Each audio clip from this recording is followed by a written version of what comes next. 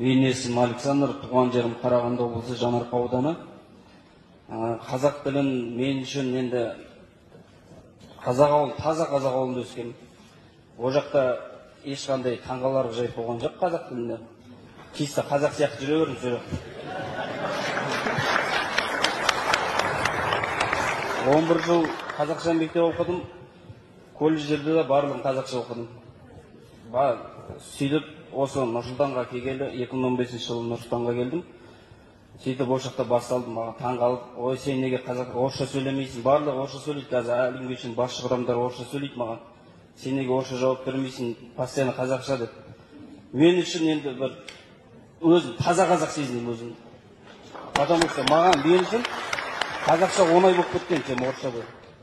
Чисто қазақ балаларының ортасында өскен. Сондықтан осы Қазақстан азаматы болғандықтан енді қазақ тілін білу міндет деп есептеймін барлығы үшін.